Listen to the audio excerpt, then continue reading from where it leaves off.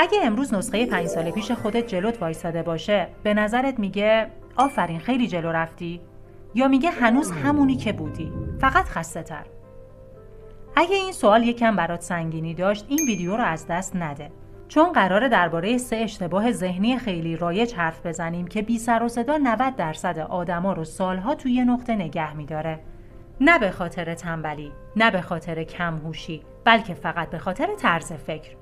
روانشناسی شناختی میگه ذهن انسان همیشه دنبال کم هزینه ترین راه برای حس خوبه. یعنی اگه بتونه با فکر کردن، خیال پردازی یا مقایسه به جای عمل واقعی احساس پیشرفت بگیره، دقیقاً همین کارو میکنه. و این همون جاییه که بیشتر آدما گیر میافتن. اشتباه اول، فکر کردن رو با جلو رفتن اشتباه میگیری.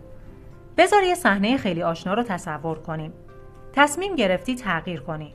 شروع میکنی به دیدن ویدیو، پادکست گوش میدی، نوت برمیداری، برنامه میریزی و آخر شب هم حس خوبی داری.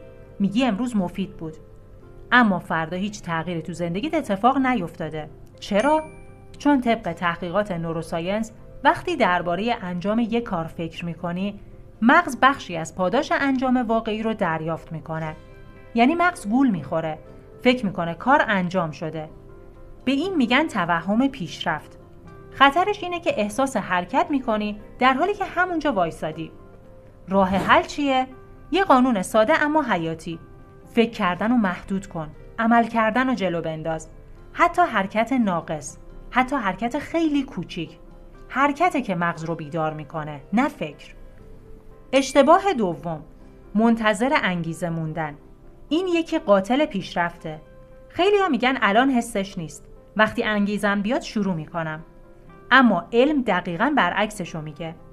مطالعات مربوط به دوپامین نشون میده انگیزه قبل از حرکت نمیاد، بعد از حرکته. یعنی چی؟ یعنی اول باید کاری انجام بدی، بعد مغز برای ادامه مسیر بهت انگیزه میده. ولی وقتی منتظر انگیزه میمونی، داری منتظر چیزی میمونی که قراره بعداً تولید بشه و این میشه چرخه معروف حرکت نمیکنم چون انگیزه ندارم، انگیزه ندارم چون حرکت نمیکنم. راه خروج از این چرخه چیه؟ شروع کردن. نه عالی، نه کامل، نه انگیزشی. فقط واقعی.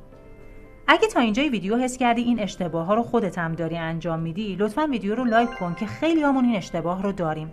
اینجوری کمک میکنی آدمای بیشتری ویدیو رو ببینن. حالا بریم سراغ اشتباه سوم. مقایسه درون خودت با بیرون بقیه. این خطرناکترین اشتباهه. تو میدونی کی ترسیدی، کی کم آوردی، کی خسته شدی، چه چالش هایی داشتی. اما از بقیه چی میبینی؟ نتیجه، موفقیت، اعتماد به نفس. روانشناسی اجتماعی میگه این نوع مقایسه باعث فعال شدن دائمی حس من کافی نیستم میشه و مغزی که این پیام رو مدام دریافت کنه ریسک نمیکنه، حرکت نمیکنه و تغییر رو خطر میبینه. نتیجه، درجا زدن. راه حل چیه؟ یه اصل ساده ولی عمیق. تنها مقایسه مجاز مقایسه امروز خودت با دیروزته. حتی اگه امروز فقط یه قدم کوچیک، یه تصمیم بهتر یا یه ترس کمتر داشتی، یعنی جلو رفتی. بیشتر آدما شکست نمیخورن، بلکه آروم آروم متوقف میشن. با همین 3 اشتباه ذهنی: فکر کردن به جای عمل، منتظر انگیزه موندن و مقایسه اشتباه. یادت باشه برای جلو رفتن لازم نیست نابغه باشی. فقط کافی آگاه بشی. یه حرکت کوچیک انجام بدی و استمرار داشته باشی. همین. این ویدیو رو هم بفرست برای کسی که حس می‌کنی مدتیه تو زندگیش گیر کرده و جلو نمیره. شاید همین ویدیو نقطه شروعش باشه.